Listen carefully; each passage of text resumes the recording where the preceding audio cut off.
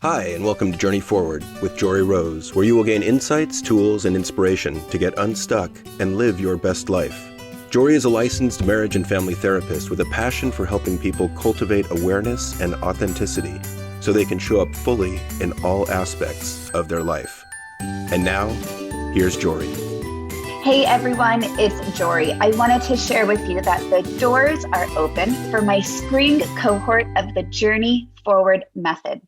This is my live 8-week signature course that is guaranteed to give you all the tools that you need to get unstuck so you can journey forward to living your life fully, to live your life with less overwhelm, less stress, and more ease and peace as I guide you through my proprietary framework, the cycle of reactivity. That's going to bring you more awareness of all the patterns and habits that are not working in your life so you can cultivate new habits and patterns that are in alignment with the person you're seeking to become. The links are all in the show notes, and I can't wait to journey forward with you. Enjoy today's episode. Hey everyone, and welcome back to Journey Forward with Jory Rose. I am really looking forward to this conversation today with my guest, Julie Lythcott-Haims. Julie, welcome to the show. Thank you so much for coming on. Please introduce yourself and tell our listeners not just a little bit about who you are, but what's the magic that you bring to the work that you do and how you show up in your life.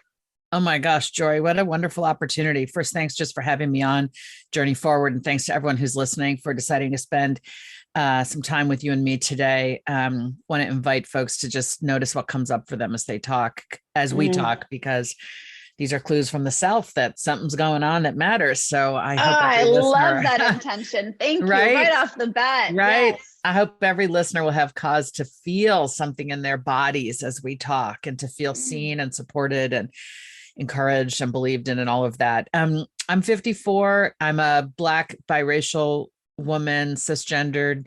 I live in the San Francisco Bay Area, specifically Palo Alto, which is the heart of Silicon Valley. I've been with my boyfriend / partner / husband now for 34 years. We just had the anniversary of our first hookup. And that's something we celebrate. The first time we knew like there was energy and buzz. And that was back in 1988, which is incredible. January of 88. So I'm celebrating 34 years with that dude. We have 2 kids who are 22 and 20, making their way in the world. My mother is a part of our life. We all own a home together in Palo Alto to afford living in an expensive part of the world. We put our resources together. So my 82, about to be 83-year-old mother is very much a part of my life and shapes what I do and how I think and my priorities. And professionally, which is how most bios start. I love that you started with the personal piece first, because now we all can put in whatever professional work is in context of who am I as a person. So thank you for that. Right. Thank you. Thanks for making space for it by just not reading my standard bio. Professionally, I'm on career number 3. My mother likes to say, you keep reinventing yourself. I say, no, I think I'm just continually chipping away at the stone and discovering myself more clearly. You're like, is that Michelangelo who just chipped away to find the sculpture underneath? Right. Yeah. So thank you for that. I'm quoting Michelangelo without realizing it. And I should attribute folks. So I was a lawyer originally in the 90s. I became a university administrator, a senior level administrator, a dean at Stanford in the late part of the 90s through to 2012. And in 2012, I went back to grad school to get a different graduate degree, one in creative writing. I got an MFA in writing up at California College of the Arts, which sort of forms a triangle between where you and I and it is, right? It's in San Francisco. And I wrote books while I was in my MFA program. I published How to Raise an Adult on the Harm of Overparenting. In 2015, I was seeing examples of it left and right on my campus, but also in Silicon Valley. And of course, it's everywhere. I wrote a memoir on being a Black and biracial person, kid, teenager, young adult, who was living and working and going to school in mostly white environments and dealing with racism. So that's my second book and what that felt like. And that's told in a very vulnerable vignette shaped book, just story after story after story, small stories. And then my third book, Your Turn, How to Be an Adult, is my compassionate offering to young adults and anyone, frankly, just struggling with, is this the life I want to be leading? Am I doing it right? How do I know? And that book just came out last spring, and the paperback is about to come out this spring. Wow, I can't wait to check that out.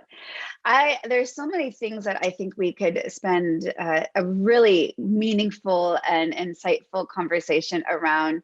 So I'd like to go back a few moments to the first book, How to Raise an Adult. I know I've read some of your blogs. I know it's very well known, and I have clients who read your stuff. So your work is out there and creating great impact. And one of my favorite articles that I read is, and I'm not going to probably name it exactly correctly, but it's not your fault, okay, but it really is.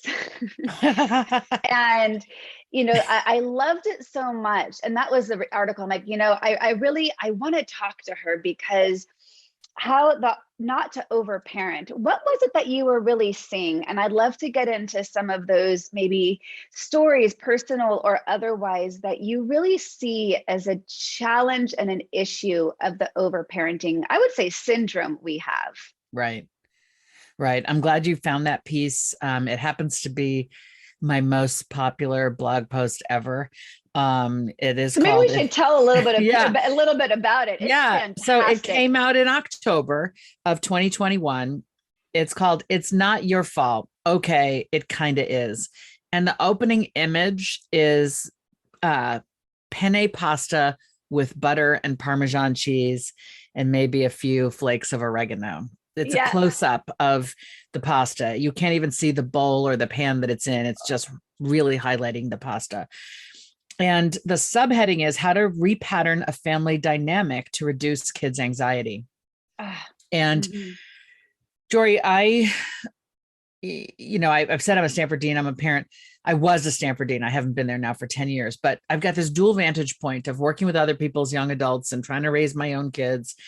And I bring all of that intellect, energy, heart, intentionality, commitment, compassion to the work. And I very much see myself in the subset of humans who are overparenting. I am the very type of parent I warn us all not to be. And I think because I saw the future of it in working with other people's grown-up kids, it made me really motivated to help those of us still raising kids to pull back and stop treating our kids like we're afraid of their feelings.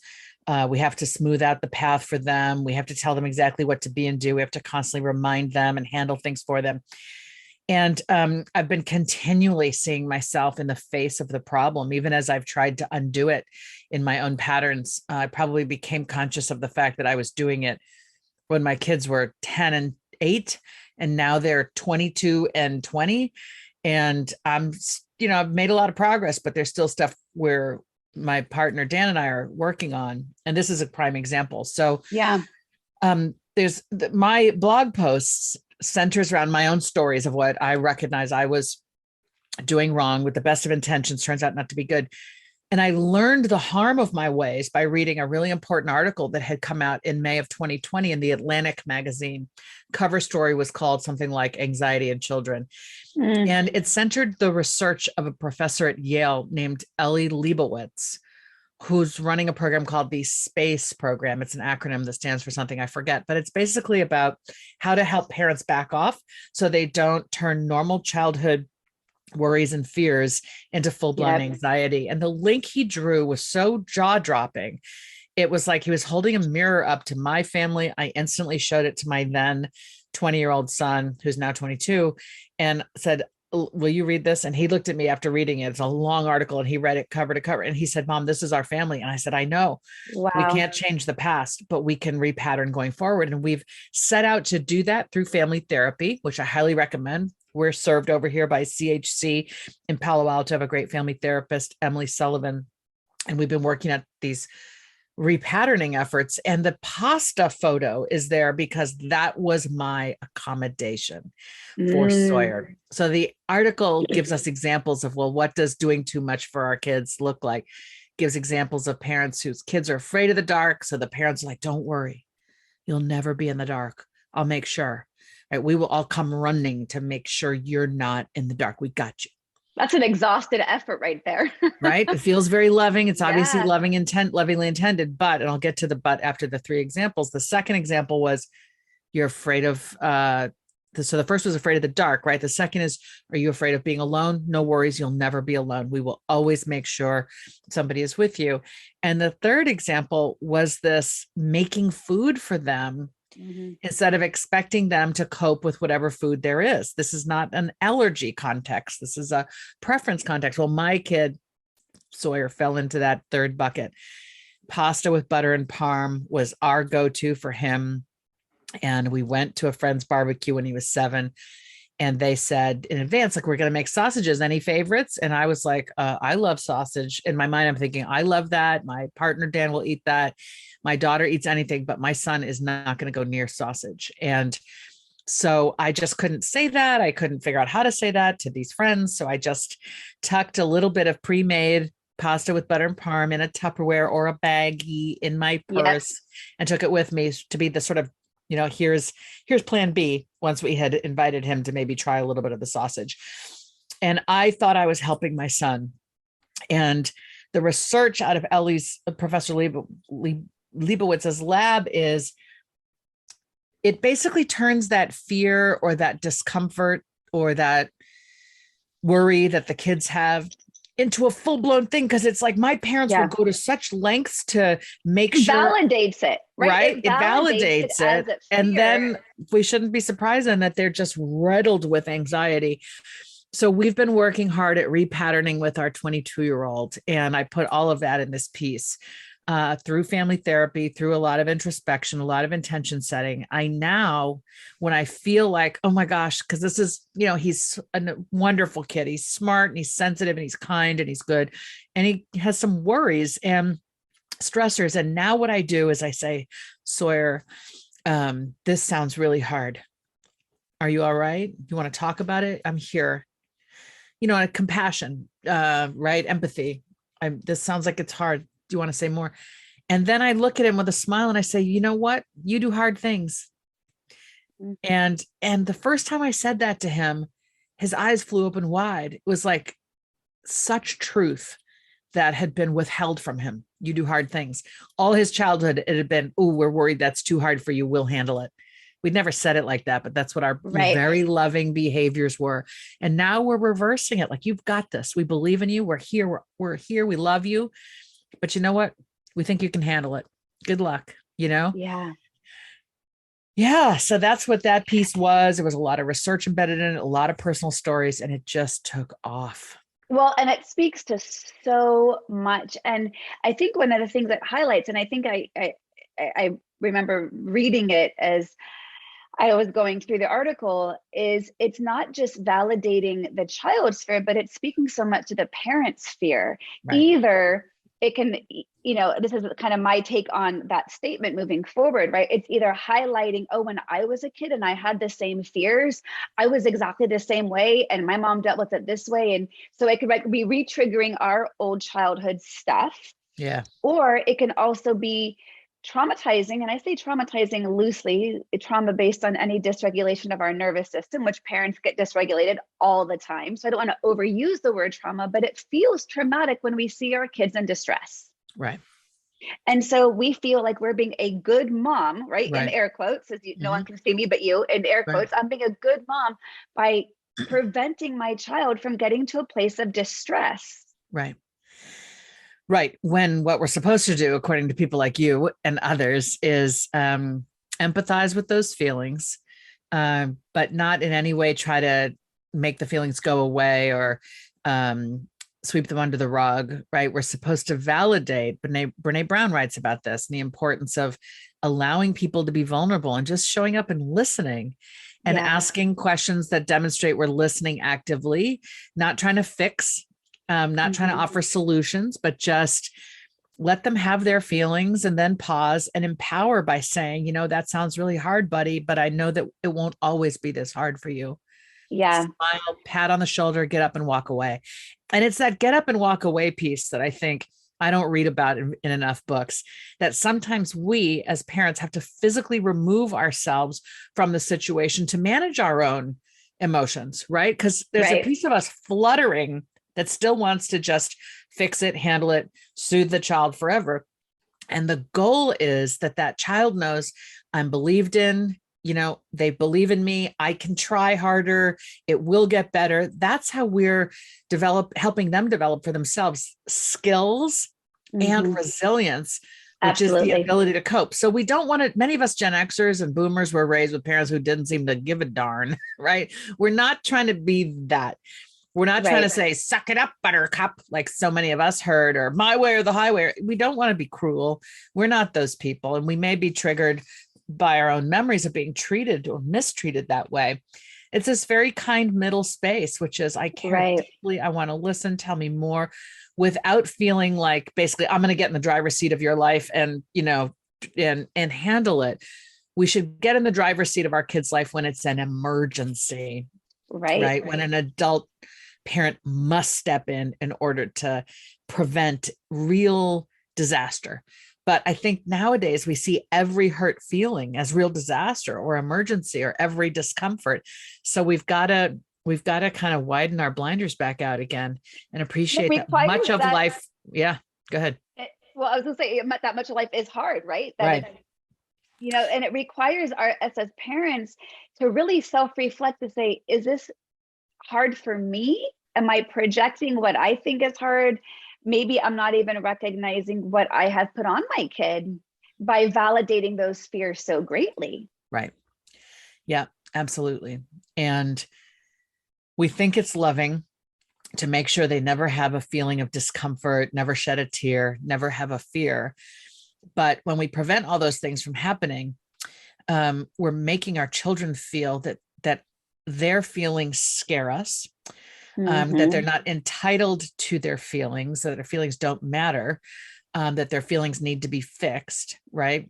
And we're depriving them of learning how to cope with the stuff of life, pretending as if we'll always be there with our Superman and Superwoman cape to shield and cloak them, when in fact, we got to teach our kid to create their own cape of strength and resilience and skill. So we've got to let them have these experiences. I actually have a metaphor for this that I think is a visual that really works. It's like, if you can picture a bowling alley and playing a game of bowling, picture the alley. It's this long wooden rectangle, and there are gutters on either side where the ball, if really thrown off course, will just fall into the gutter and have no chance of hitting a single pin. And so usually when you're playing with children or new players, you put up the bumper rails, they're called, or the guard rails, whatever they're, bumpers. The bumpers. So that the ball, you can throw the ball, and even if you throw it wildly off course, it's going to hit the bumper and come back toward the wood. It's not going to hit the gutter. In other words, this person is so unskilled, you're going to put up the bumpers to give them some shot of hitting at least one pin. Right. Setting them up for success by taking away all the things that could go wrong.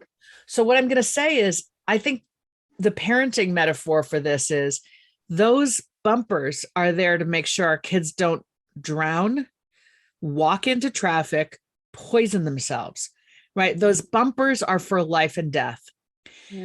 Okay. But lately we've pulled, and you can see, because we're on video, I'm pulling my hands in so that we've pulled the bumpers in so close to where the ball will go. All the kid has to do is throw the ball, and we're there on either side. They're going to hit all 10 pins every time, because we've brought all of the we've taken all the chaos, the unpredictability, the you never know what, we've taken all that away by putting ourselves right alongside their little ball as they try to hit those pins. And what we've got to do is pull the bumpers back to the place of true emergency so that they can throw their ball, toss it, and it'll meander, it'll go slow, and then they'll learn how to go faster. They'll learn how to hit a pin, 1 pin, 3 pins, 5, and ultimately 10 on their own, because we've given them the chance to try it and practice it over and over again, to be the person who can hit a strike instead of to be a person who has only ever hit a strike because they had 2 parents, one on either side, making it impossible for them to fail. I love that visual. I love Good it. one. It's a good one. It It, makes me want to it, play it bowling. To yeah, bowl. yeah, See, I yeah. can't even talk about it correctly because I don't do Yeah. it. But yeah, it's a good But visual. no, I think it's a great visual, and it's a great reminder again of, we think we're doing this out of love. We think we're being a good parent by providing those bumpers so that we don't set them up for failure. And yet by not allowing them to move any off course, where do they learn? Right. Exactly. That's what childhood is for. A That is whole what lot of childhood learning. is for. A whole lot of learning. Right. And we think it's the child's issue to navigate, how to get through the hard parts. But I go back to the parenting of the self-reflection of, wow, this is really interesting. Look what a hard time I'm having observing my child struggle right now. Right. I mean, we talked about at the outset, setting the intention for listeners of what's coming up for you. And I just want to ask that question again to listeners. You're listening. Yeah. What's coming up for you? Are you that parent who's like, oh, I see myself in the example Julie is offering about the pasta, or can't let him be alone or in the dark? And I want to encourage us to ask ourselves, what's going on for me such that I am so afraid of what will happen if I don't bring the pasta in my bag, or if I do leave them alone for a few moments, or if I do, Yeah. if we do turn off the light and the kid's in the dark, what am I afraid of? For me, I have to say it was a very public thing. So there was, weirdly, I saw this sort of shame of, my kid won't like their sausages, I better have a backup plan. I couldn't see the shame, and I wasn't yet aware of how silly it would look for me to show up attending a 7-year-old with a Tupperware of pasta. It was more like, I want to be sure my kid eats. That was another piece of it. He'll go hungry. So I better bring it. And I just had no ability to envision the future. Now I'm able to say, what's your long-term plan, Julie? You're going to be bringing him pasta when he's 10. How about 15? Oftentimes we don't realize the absurd ends of this little tiny thing we're doing now. But let me give you 3 examples. People are tying their kids' shoes too long. It's quicker if I do it. I'm better. Of course you're better at it. You're the grown up, right? Or people are screwing their kids' juice drinks, like a Gatorade or a sports drink. Yep. Adults are unscrewing the plastic, cracking the plastic, handing it. Kids don't have the fine motor skills or the bicep strength to do it because they've never had to. And you hand a 12-year-old this juice drink and they can't open it. I don't know what to do. Yeah. Have, right? Mm-hmm. We're cutting our kids' meat too long. Our kids' food, let me be more broad. Okay, Yeah. that was my aha moment. I'm cutting my 10-year-old's meat. After I stopped making him pasta all the time, here I am trying to cut his meat when he's 10. Well, I was giving a talk at SUNY Binghamton University this fall. And the woman who booked me for this very important Parents Weekend talk about how to stop overparenting came to my hotel to get me. And actually, it wasn't her. It wasn't the person who booked me. I need to protect this person's confidentiality. I realized and it wasn't the person who booked me. It was someone associated with the campus who'd been tasked to come get me. And she said, Julie, I love that story about how you were cutting Sawyer's meat at 10. I was like, yeah, boy. Phew. She's like, yeah, I cut my 16-year-old's meat. And I just looked at her and I said, you need to stop. She's like, yeah, I know, but it's just easier. And I'm like, wait a minute. What does he do if you don't? She said, oh, he just sticks a fork in it and brings it all up to his mouth, a big slab of chicken.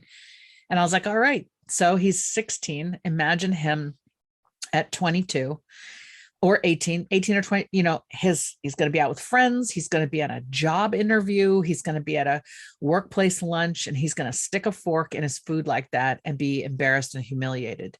And that will be your fault. I said, can I help you imagine how absurd this will, since it doesn't yet feel absurd to you that you're doing it for a 16-year-old, I promise you at some point it will. And he will be so mad at you that you didn't set him right, half a life sooner. It's so fascinating. And, I was talking with a client this week who was even wiping her child's tush. Yeah. Still at an age well beyond what might be wiped. And, it's not a place of coming from judgment. It's a curiosity of what's the fear there for you if you don't do this. And I think, again, we've got to recognize also the in between of how can I teach my kids the skills to do this on their own? So where I can still have some bumpers, but I'm giving them the actual skills so they know what to actually try on their own. Right.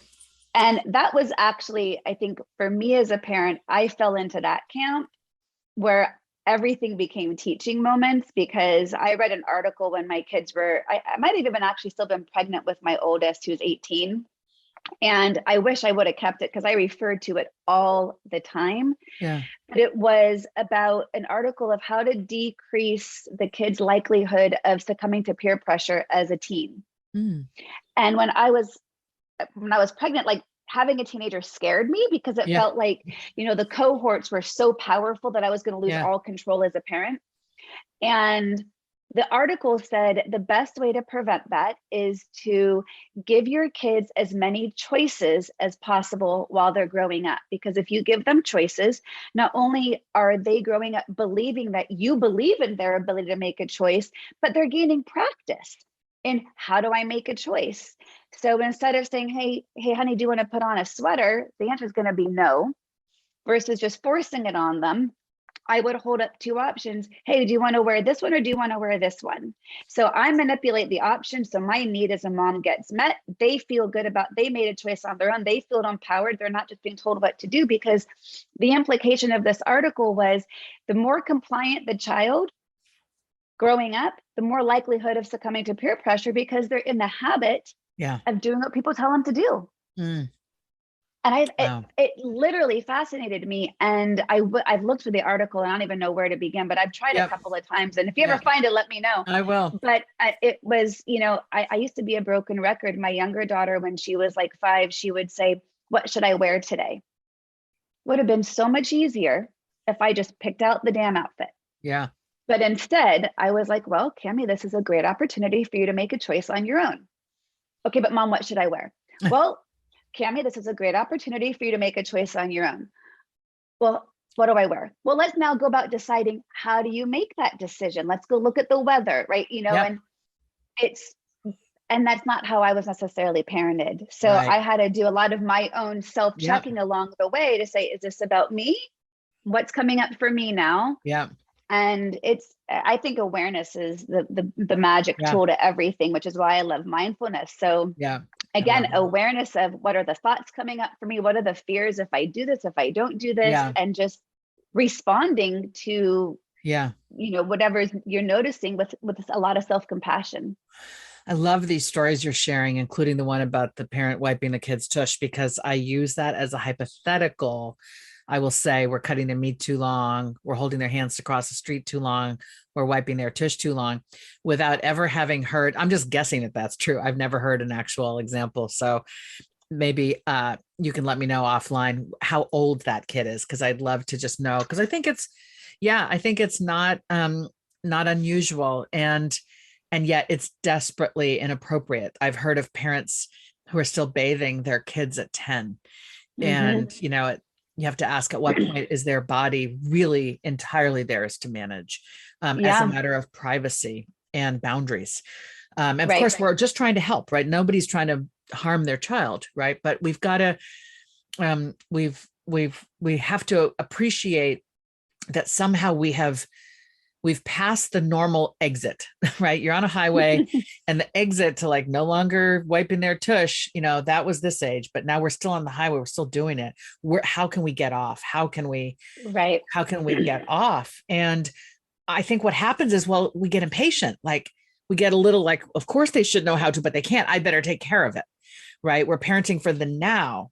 Like I haven't taught them to cross the street safely. Still, I've been so busy. I need to keep holding their hands or not letting them walk alone. But now they're 12. How absurd is that? What does that look like in 3 years? Right. We have to slow down, is I think what I'm trying to say. Like there's so much stress. We're all going through it. Busyness, get from place A to B to C to D. We're on such a short fuse, such a tight time frame. Got to pop our little one in the back, just gets driven around from, this is sort of pre-pandemic when we're going places constantly. But one of the answers here, in addition to mindfulness, know what's going on inside of you, interrogate that self. Why do I feel this way? What's going on? Another piece of support I want to offer is we just have to slow down. Yeah. right? I know we want to get out of the house quicker, but if we're so wound up with getting out of the house, our kid is never going to learn to dress themselves. And they're never Yep. going to learn to tie their shoes. And they're never going to learn to remember their own backpack. Because if our objective is get out of the house by a certain time, and we don't seem to be able to compel that with our voice, like I'm leaving, goodbye. If we're constantly doing all the stuff we've asked our kids to do, they won't learn. We've let sort of the tyranny of the clock get in the way of good parenting. Yeah. Oh, absolutely. And, I love how you are able to do the repatterning regardless of how old the child is. Right. Because that was something that I loved reading about in your article. And I want to talk more about also with your new book and how that's, kind of transfers into what you're doing currently. But I think it's easy for parents to feel like, oh, I really screwed that up when my kid was young. It's too late. I can't do anything about it. And I have some radical parenting tools that I give a lot of my clients. And it's actually quite paradoxical for many parents to manage, because it's an idea that the kids come up with their own consequence to something that's happening, because it removes the parent from being the all-encompassing controller of everything. And I really believe it teaches kids accountability. And it teaches kids natural consequence that, if there's a contract and they know if they lie, they're going to get their phone taken away, but they've come up with the consequence. The parent has to approve it. It's going to feel different than the kid just being told your phone's taken away from your parents. And, it's been fascinating. But what I was going to say with that, what the parallel I was trying to bring into is I've had parents do that contractual work and natural consequence and accountability with 23-year-olds who are not launching and who are still living in the home, where the parent feels like, my kid's 23, they're not launching. I'm how do I parent an adult? Well, you can still shift the relationship at any time. Right. I love that. And I think so many people need to hear that. We're in an era where a lot of our young adults, for whatever reason, are living at home, and some of them are living at home very responsibly with accountability. They're pitching in, they're doing their part. And some of them are still behaving like they're 15 and kind of, we do all the work and they just enjoy the Netflix and the Wi-Fi. And we definitely want to, in other words, you can be living in your parents' home at 23, 29, and yet behave as an adult. Yes. And be entitled to more freedom and more trust and more this and that you want, because you're showing up behaving as an adult who takes other people into account and pays their way or their fair share, or contributes, supports, helps out, pitches in. I want to mention there's another, just to your point about it's never too late, another blog post. My blog is jlythcott-haims.bulletin.com. And we'll have that link in the show notes. Yeah. The name is Julie's Pod, and Julie's Pod has all these different posts. And the one we talked about was the pasta one from October, but this one 2 months later in December was called Your College Kid Isn't Trying to Ruin the Holidays. And, I'm trying to create a captivating title. I sent that to my sister, who both of her college age kids came home over break. Okay. I sent that link to her. Right. And what really, it's a checklist of all kinds of things you can do to try to set up your dynamic with that adult child so that it goes the way everybody wants it to, which is to have this feeling of ease, and boundaries are respected, and priorities are respected. And I've had people write me saying, I wish my parents had read that list years ago. So let's go through and name a couple of those, because I thought that was a brilliant article. I remember some of the things that popped out in my head is, ask your kids, what's your plan, or what kind of foods do you want when you come home? Do you have a favorite? Do you have a favorite you want to be sure I make? There are a couple of favorites. Right. It just wouldn't feel like home if I didn't make this, right? Ask them that. Talking about curfew and boundaries when your kids have been away at college and now the parents expect them to live like they were in high school, you're going to have a lot of challenge in their relationship. Yeah. If that's the expectation. Absolutely.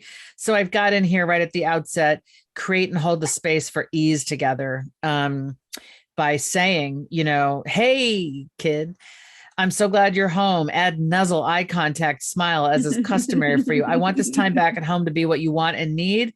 What I mean is you're used to so much privacy and independence now. I want to respect that. We want to see you as much as possible, but we also know you have your own stuff going on. Pause. I also want us all to, I also want to get you up to speed on what's been going on here since you've been gone and my hopes for how things will go. I want us all to get what we need and to have as many great times together as we can without getting in each other's way. Be sure to let me know if there's any specific thing you're looking forward to so I can support that. I'm so glad you're home.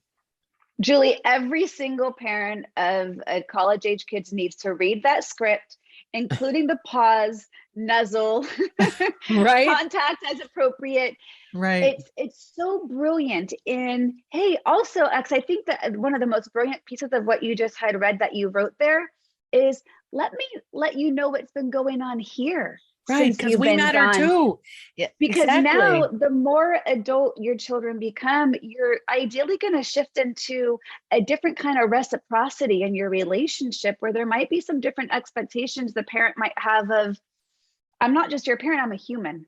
Right. That's and exactly you can right. you can see me as such, but you can only see me as that if I actually reveal that piece of myself to you. Right. Exactly. And you talked about, I forget the language you used, but how we need to set up a different relationship with our kids. Reciprocity. Reciprocity. Yeah, so, Lori Gottlieb taught me it's going from vertical parent above child and some kind of who's in charge of who way to horizontal relationship with our kids.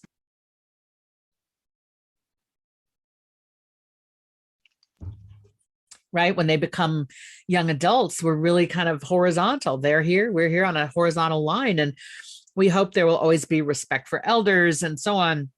But we have to be delighted by the fact that, hey, this person is emerging into their adulthood and they have feelings and needs, and they may even have some new ways of being, new identities. I have that in the checklist. Like, be open to the changes in your kid's life, whether it's as profound as a shift in their identity or as niche as a new kind of music they love, and take an interest in that. Tell me more. Instead of, oh, I don't understand that. You always liked this. Don't say that. Say, wow, thanks for sharing. My daughter walked in here to my little 96 square foot outdoor she shed office when she came home from college in December. And she said, I've been recording some of my songs. Do you want to listen? And you know what, Jory? I had so much work to do. I was on deadline for this and that.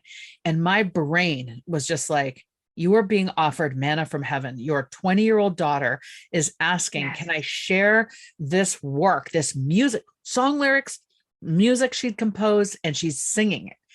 And I was like, absolutely, I would love that. And I just put everything to the side and leaned into what my daughter was opening up and sharing.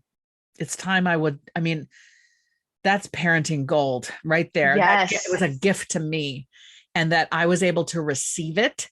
And I had to go in my head, like, okay, when am I going to get this? Like, if I say no now, if I say, you know what, and let me not say we always have to drop everything for our kids. I could also have said, I am so excited to hear that. I am on a deadline that is, I have to complete this thing in the next hour.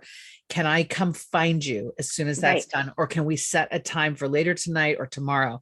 That would have been another appropriate response. Absolutely. Yeah. And I definitely did that sometimes and felt good about it, because one of my issues was never setting boundaries with my kids. If my kid wants to do it, I'm going to say yes. And then I'm kicking myself because I've not met my own needs. Yeah. Well, it's funny because I grew up with a single mom who met every one of my needs the moment I had them, to the point of picking me up from every sleepover I couldn't stay over at. And all it taught me was how to call her when I couldn't sleep over. She did nothing to teach me how to actually get through the night. Wow. And in my mind, she was always there no matter what. And my freshman year, summer after college, my then boyfriend, who became my husband, now ex-husband, but anyhow, we went on a cross-country road trip that summer. And this was before cell phones existed. Sure, I did the same thing. Yep. So I would have to check in, using my calling card number from a payphone, let her know where we were. And I would check in at least once, if not twice a day. She was a big worrywart. And I remember being at Niagara Falls. And I don't know if you've ever been to Niagara Falls. I have. But Niagara Falls, the sound of Niagara Falls is astounding. Not Yeah. just the visual, but Right. the sound is Yeah. astounding. Yeah. And I'm like, I'm going to call my mom so she can hear. I want to hold the phone up, the payphone across the street from Niagara Falls, so she can hear. And you know what happened? There were times I would call, she didn't pick up. And I'm like, in my 18-year-old mind, I'm like, where the hell is she? What could she possibly be doing? Doesn't she know I might be calling? How could she leave the house knowing she might miss a call and can't hear Niagara Falls right now? Wow. But it was, always being there Right. taught me no boundary around, maybe she had a life, she was doing something, and that was okay. I love that. I'm glad you had that epiphany, and that calls to mind a story between me and Avery when she was about 13 or 14, maybe 15. Let's say freshman in high school, roughly. And my kids have always had curfews. I believe in curfews. I believe they get later and later as the kid gets older and older and demonstrates that they're trustworthy and so on. And so maybe her curfew was 10 p.m. at this age, ninth grade. And she said, exasperated one day to me and her dad, I'm the only one that has a curfew. And we're like, really? How does it work in these other friends' houses? And she says, oh, my friends just text their parents. Can I go here? Can I go here? Can I go here? And I'm like, honey, dad and I don't want to spend our night like that. We have a life too. I'd rather say you can be out till 10. Anything you do between now and when you're home, that's up to you. I trust that you are using good judgment. I trust that you're hanging out with good people. I trust if there's an emergency, you will use that phone and call us, but you've got all the freedom to do what you want. And her eyes opened wide because she felt she was being mistreated with the curfew. She was able to see that she didn't have to text More us, can freedom. I go here? Can I go here? Can I go here? And I said, and if all your friends are allowed to stay out later, that's a conversation we can have. Because I don't want you to be the pariah who has to come home an hour before everybody else. I was a kid who couldn't wear certain jeans because my mother didn't like the model. And so, I remember being the different one and how that hurt. And I don't want to replicate that with either of my kids if I don't think it's necessary. So it was a great example, though. My point was, we were like, honey, we got a life, and it is not going to be spent hanging onto our phone in case you have text us every half an hour to go somewhere else. Like, no, dad and I have a life. We're not going to be available constantly to answer those questions in a timely manner. Like, obviously if there's an emergency, we'll respond, but come on. I love that. Tell me about your new book. I see, Okay. Behind your shoulder, I can see a visual of it. Yes. And I want to hear more about it. Oh, thank you so much for the opportunity. It's called Your Turn, How to Be an Adult. It's pitched as a sequel to How to Raise an Adult, but if How to Raise an Adult was for parents, How to Be an Adult is squarely for young adults. It's written in a close, personal narrative voice, as if the reader is right here in my softest chair, 3 feet from me, and we're just getting real about their dreams and their hopes and their fears. Like, what do you want out of this life? How can I help you get unstuck? Now, the funny thing is, Jory, people well older than the target audience have read it. And they say, whether they're in their 40s, 50s, 60s, 70s, I feel you wrote this book for me. And I'm like, that's awesome, because adulting is simply the phase of life between childhood and death. So you're still living, you're still iterating, you're still figuring it out. I'm here rooting for you to get more out of this life that you want. And the book holds a mirror up to the reader. So you might really need this bit of inspiring story about how somebody paid off their student loan debt. You might really need this inspiring story about someone coping with bipolar disorder. You might need this story about how someone mistreated you. You might need this story about how to show up better with your boss. Like, it's full of stories, my own and those of other people. It's very inclusive of people from all walks of life, because I really was trying to imagine every single possible reader. And so, that book has been out for a while now. Like I said, paperback comes out in April. Super excited for it to get in folks' hands. I'm excited to check it out.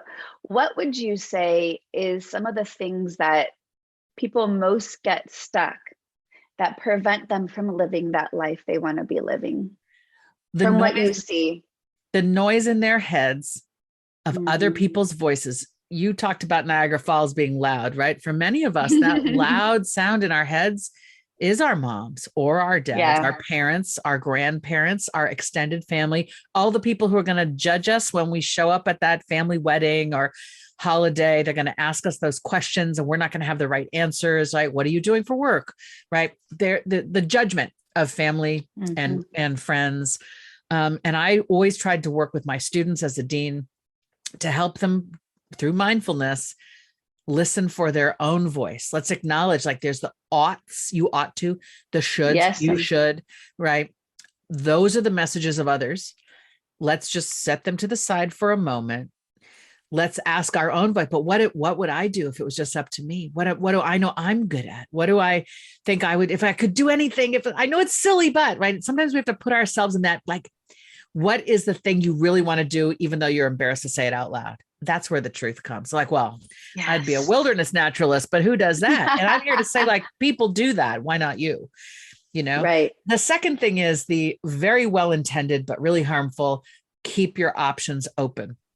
Too many young adults have been told that by well-meaning parents, usually when the parent doesn't like the option the kid is about to take, right? Oh, I'm going to do this elective. Oh, don't you want to keep your options open? You know, meaning take another AP class, kid, so you can get to the college, right? Oh, I think I want to do this for the summer. I want to do an internship in the arts. Oh, don't you want to keep your options open? Maybe, in case you go to med school, maybe you should work at it. Like, keep your options open is camouflage for, I don't like your thoughts, your ideas, your plans. Yeah. And it puts a kid in a state of paralysis. The research, too many options can leave somebody unable to make a choice, right? It also shuts down our brain from accessing those tools. Yeah, exactly. It presupposes that there is a correct option, that there will be a time when that is entirely obvious. None of these things are true. And so it just puts this kid in a limbo of like, well, I got to prepare to be a doctor, an astronaut, and a concert pianist. So I've got to keep all those options open. They're stressed out of their minds. And if none of those three is actually what they want to do, they'll start to get depressed. Yeah, for sure. And believe me, I see that all the time.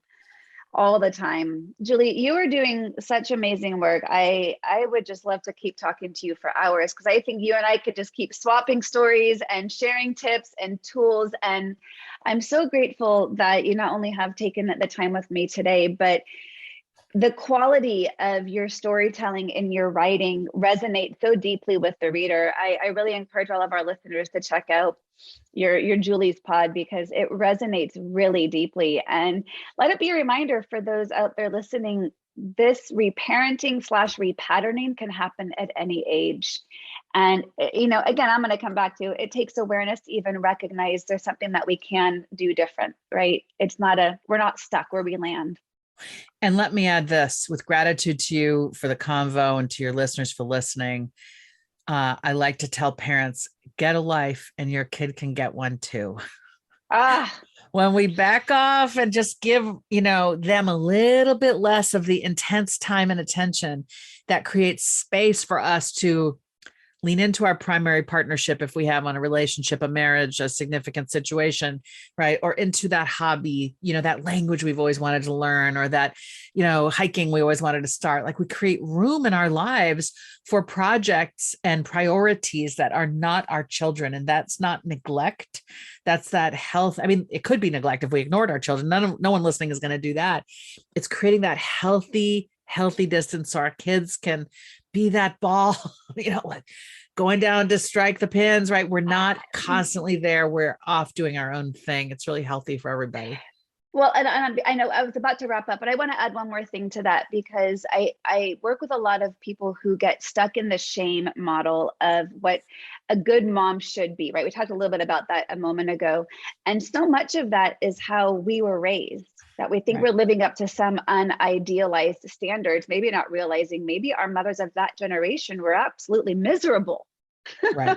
Because they didn't often have a life and role outside of their own.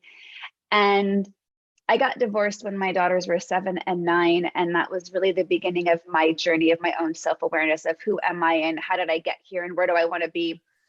And I started going on retreats. Okay. to be able to do my own journey. And I felt an immense amount of guilt leaving my kids behind, quote, right? Leaving them Right. home Right. with their father or caretakers if I went on a retreat. And I had to recognize, wait a second, my mom didn't do those things for herself, and she didn't role model what it looked like for that level of growth or self-care. Right. And she did some things, I'll give her credit, but not the way that I was beginning to explore. And I had to be confident in this mindset shift of, what am I role modeling to my child by actually doing these things for myself? And here I thought that they would feel angry or sad or hurt that I was going away for a week at a time. Well, one night, my daughter and I, maybe at that point she was 8 or 9, we were doing one of those nighttime kind of journal activities, like mom and daughter, each answering a question about each other. And the question was for my daughter to describe your mom with, a couple of words. What words would you use to describe? And my daughter's first word was adventurous. Nice. So beautiful. And I was blown away because, yeah. Wait, I didn't actually make her feel like I was leaving her behind and neglecting Right. my time with her. Look what I was role modeling. And Right. to your point, when we can make this switch, yeah, and it just, everybody wins. For you to tell your daughter, you know what, I am prioritizing my evening with your father because maintaining my relationship is important to me, gives her indication of relationships take time and attention. Right. And that's a high value that you are role modeling. It's just the shaming of what we should be doing for our kids versus the fear of that if we do it for ourselves, they're going to think we're selfish or we don't care about them. It's the opposite is true. And can I bring it full circle? That was a beautiful story. Please. I'm just going to add, people have asked me, why do you think so many young adults are failing to launch? And I say, sort of tongue in cheek, which always has a tone, a little element of truth in it, right? I say, because we've made adulthood look so unattractive. In their childhoods, adults were just, have you done your homework? Have you started your homework? When are you starting your homework? Have you finished? Right? Just this constant need to know about your academic updates and your activities and sports and where are you now and what's out, like this constant. Imagine a parent's stressed out face hovering over a 7-year-old, 9-year-old, 11, 15, right? We've made it look like all adults do is worry about and manage the lives of children. We have failed to model. Adults have really awesome relationships. Adults have conversations that are fascinating. Adults have hobbies. Adults have work. They spend time together. When I was growing up, the adults looked like they were having so much fun with each other. And I don't know that any of us is modeling that for our children right now. Oh, I love that. It's such a beautiful note to end on. Julie, thank you so much. We will have all of the links to your books and to access you. If anyone just wants a quick way to hear how to access you, what is the best way to find who you are and where your all your material is? Yeah, I think the best place is the repository known as my website, JulieLythcott-Haims.com. That's my first name and last name without the hyphen.com. And everything else you want to know can be found on the website. So go there. Beautiful. Thank you. Beautiful. Julie, thank you so much for your time. I wish for you and your family to have just a very healthy and connected New Year. Happiness is overrated. So let's say instead of a happy New Year, let's have a connected New Year. Connected. I love it. Jory, thanks so much to you. And thanks to every listener who's still with us. We appreciate you. All right. Take care and be well, everyone. To continue your journey forward, find Jory Rose on Facebook and Instagram to become part of her growing community. You can also gain access to her meditations, books, online classes, or to sign up for an upcoming retreat, visit her at joryrose.com. That's JOREEROSE.com.